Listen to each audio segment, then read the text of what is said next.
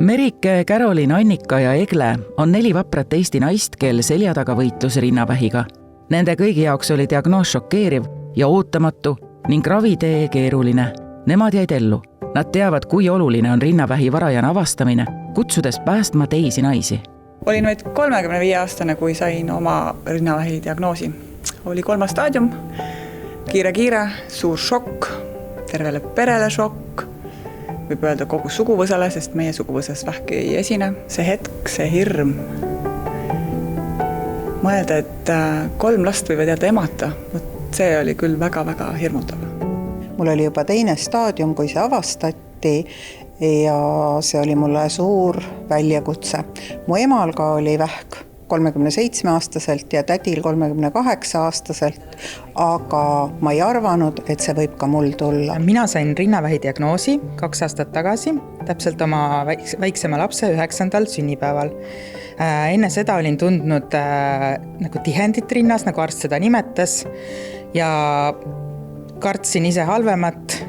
Läksingi siis Vähiliidu mammograafia bussi Viljandis. Seal sai tehtud mammograafia uuring ja selle tulemusena sain siis diagnoosi 3. astme rinnavähk. Need lood puudutavad meid kõiki, kinnitades, kui oluline on haiguse varajane avastamine. Seepärast kutsuvadki TV3 Life ja Eesti Vähiliit toetama uue tipptasemel 3D mammograafi ostu Eesti Vähiliidu mammograafia bussi. Ma olin alles 34-aastane ja mul oli alles siis 3. laps 1-aastane. Ja kuna ma saingi selle raske diagnoosi, aga ma tahtsin väga, et teised naised ei oleks nagu sellised, kes ei kontrolli ennast, siis ma hakkasingi tegema nii-öelda heategevust ja teadlikkuse tõstmise tööd, et teised naised käiksid kontrollis.